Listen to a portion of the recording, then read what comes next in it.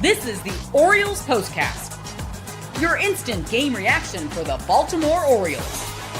Part of the Locked On Podcast Network, your team every day.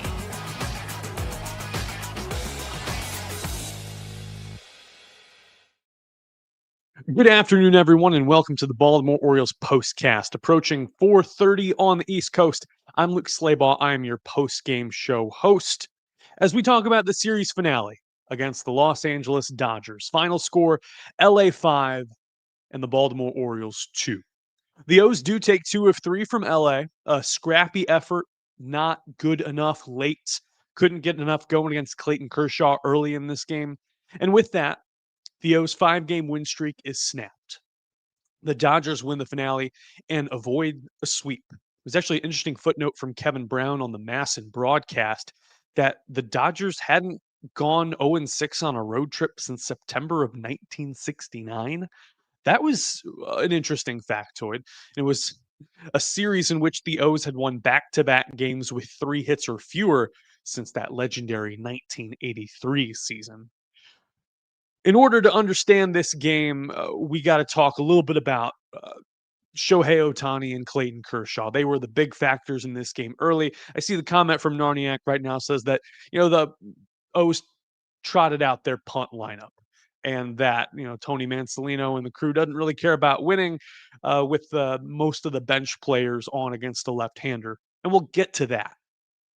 However, probably lose this game anyway. The O's do, with right-hander Tomoyuki Sugano getting hit hard early in this September start against LA. This is what you'll be talking about. It comes on the first batter of the game. Shohei Ohtani lofting his 47th home run to deep center field on a 1-0 count. Gets a 2-seam fastball out over the plate at 94, and the MVP campaign continues for Ohtani. Reaches base all 5 times this afternoon at Camden Yards. Ohtani's able to recover in that inning. Granted, he is finding some issues locating his splitter. Gives up a single to Michael Conforto with 2 outs, and then Alex Call with a gaping hole on the right side, able to single opposite field. Eventually gets Miguel Rojas to ground out on a fielder's choice to end the inning at what costs? 26 pitches. Ohtani gets a 1-2-3 second inning and Sugano gets a 1-2-3 inning, and then will face his nemesis from Japan, Ohtani, one more time. And that is the subject of tonight's Turning Point. Time to reveal where the game was won or lost. It's the Turning Point. I don't know what it is, man. Just having formatted this rundown, I have interchanged Ohtani and Sugano's names. Very different players. And so with that, we'll have more caffeine. Not a sponsor. 2-0 count to Shohei Ohtani leading off there, the top of the third. Gets a 4-seam fastball inside there at 95. Another home run to center field. With that, Dodgers on top 2-0, 399 the distance there. But again, 4-seam fastball in on the hands there at 95. And you think, solo shots won't hurt you. And they won't. But of course, the Dodgers are stacked with all-stars. And Mookie Betts, not having his greatest year, however, a perennial all-star. 1-1 count, 2-seamer running in on the hands at 93 against the right-handed hitter. And he cranks one to left field. His 16th home run of the year. Mookie Betts with the Jets. It is a 3-0 lead. And that is pretty much what would bury Sugano in the hole there. Top of the fourth, and he's looking to get some progress. Maybe he gives up a single to Miguel Rojas on a high 2-seam fastball to right field. Hai-Sung Kim with a single to shortstop, which ricochets off of Sugano's right angle. It seemed as if he was in transition trying to make a play, leaves his foot there following through on the motion up.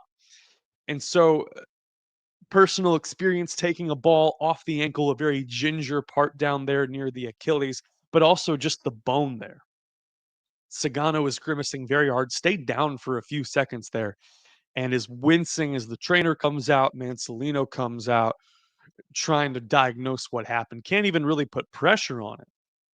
And so after a thorough evaluation, he doesn't even attempt a warm-up pitch.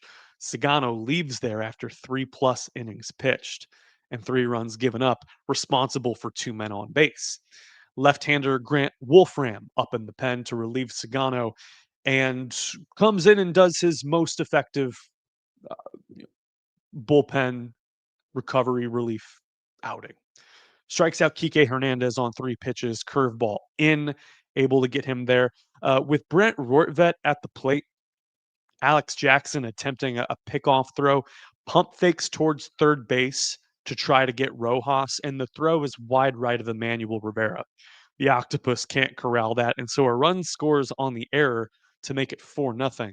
However, no shade whatever on Grant Wolfram. He goes 2 innings scoreless in relief of Tomoyuki Sugano. And to be frank, until the 9th inning, the bullpen did a great job as a tourniquet there.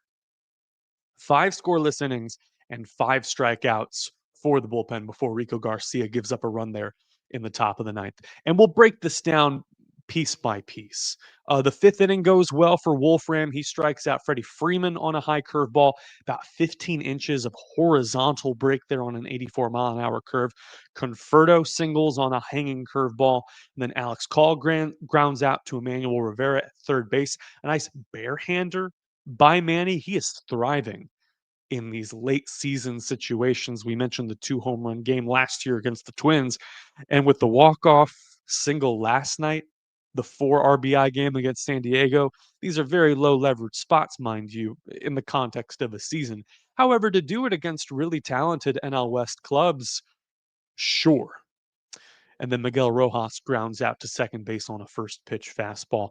Cade Stroud pitches a scoreless 6th, 1-2-3, getting Kim to strike out looking on a cutter outside, and Ben Rortvedt striking out on a 4-seam fastball down the middle at 96. Keegan Aiken with a walk to Shohei Ohtani. Didn't want really anything to do with him on 4 pitches. Gets Mookie Betts to fly out to left. Dylan Carlson patrolling the outfield today. Freddie Freeman bouncing out into a fielder's choice. Gunnar Henderson trying to make a relay throw to get the double play at first base.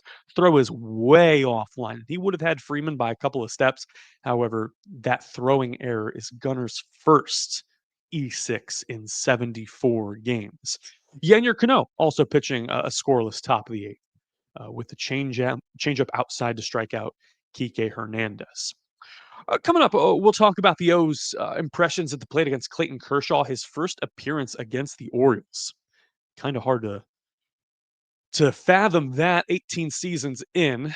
The O's do get a hit before the 9th inning today, and we'll break down everything that you need to know about the O's offense and look ahead to the series against Pittsburgh coming up just after this break. It's the Orioles postcast. Please stick with us.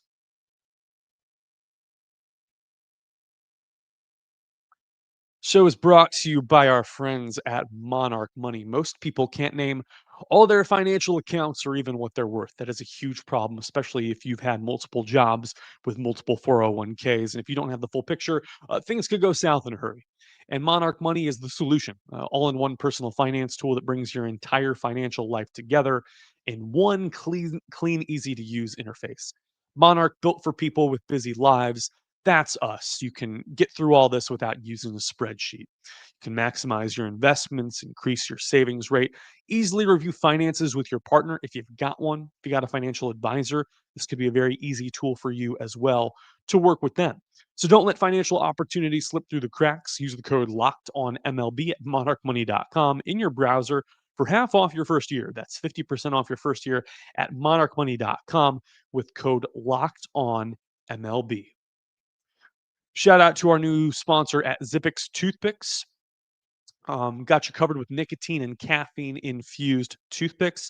For nicotine, a great way to satisfy cravings without that hand to mouth oral fixation, or with no vaping, no smoking. Can't stand vaping. It's a kid's thing, right? Or at least like a 21-year-old thing. A lot of great flavors, 2 to 3 milligram nicotine options. Caffeine toothpicks are a game changer. In terms of caffeine, big meetings, long drives, anything you could use to get through a game like this, I've got caffeine on the ready. Go to zippixtoothpicks.com, use the code locked on for 10% off your first order. Must be 21 years or older to order. Warning, nicotine is an addictive chemical. And that's zippixtoothpicks.com, promo code LOCKEDON. Zip more, smoke less with the Zippix toothpicks. Now back to the show.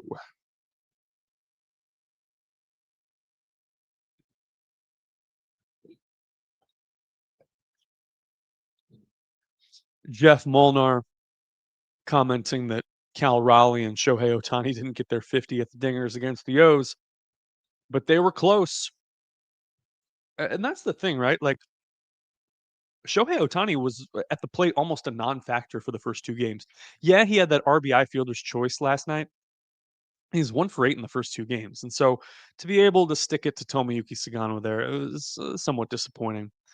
Sugano ain't it in terms of a top of the rotation or even mid rotation starter. If I had my druthers, and I don't, you would have Sugano, Kramer, Povich, and a gaggle of others, Zach Eflin, competing for that fifth starter spot, understanding that Wells, Rogers, and Bradish would have something to do with those first four spots. Still think the offseason demands 2 free agent signings in the rotation, but let God sort them out, right? And hmm, yeah, Tomoyuki Sugano leaves with right foot discomfort per the Orioles brass. That is an insulting diagnosis because we could all see the ball ricochet off his ankle and see that he was in discomfort. You gotta give us more than that. For people who aspire to cover Major League Baseball professionally, um, yeah, we could see that Samuel Basayo was in discomfort. Term was hackneyed to death. To death. 5-2 scores. The O's fall to the Dodgers. Clayton Kershaw's 451st career appearance, his 18th season, first time at Camden Yards, first time facing the Orioles. And the O's put pretty much all their lefties except for Gunnar Henderson on the bench. 15 whiffs against Kershaw, who looked like vintage Kershaw without the stuff. 9 whiffs on the slider, which was the key pitch of choice, and 5 on that curveball. Fastball is only maxing out at 90 miles an hour these days for Kershaw. Surefire Hall of Famer, perennial All-Star, a career with great milestones, 3,000 strikeouts this year. He looked great. Saw that strikeout against Jeremiah Jackson there in the bottom of the third. Curveball at 73 miles an hour, but still an incredible bender. 17 inches of induced vertical break to strike out Jeremiah. The O's don't get their first hit until the 4th inning. Emmanuel Rivera, the home run, the hero from last night with that 2-run walk-off single with 2 outs. First pitch, single to right field on top of that slider. And in the bottom of the 5th, Dylan Carlson also going oppo for a single to right field, high fastball at 89. But Kershaw with a season high 8 strikeouts. He tries to go into the 6th inning, and with 2 outs, the O's get something cooking. 2-1 slider, Gunnar Henderson singles to right field, which might be the warning sign that the stuff is tailing off a little bit for Kershaw and that the O's have started to key in on him. Rivera again, first pitch slider hits it to the left center field gap, a double with Gunnar scoring from first base. 4-1 ballgame. The O's trail by 3. Right-hander Edgardo Enriquez comes in to face Alex Jackson, right-handed hitting catcher. 2-1 count. A 2-seamer at the knees. Jackson laces a double to left center field. Rivera scores. It is 4-2. With Dylan Carlson up, the first pitch is a wild pitch, a cutter that short hops the plate. Jackson able to advance to third base. However, Carlson would fly out to center to end that threat. O's had a chance there in the 7th as well. Kobe Mayo with a swing and bunt to third base reaches for a single. Luis Vasquez singling to left field on a 95-mile-an-hour four-seam fastball. Got runners at the corners there. Jeremiah Jackson strikes out on a slider low and outside. Ryan Mountcastle also striking out on a high four-seam fastball at 99. The O's carry on, and they will play host to the Pittsburgh Pirates coming up. 6:35 first pitch on Masson.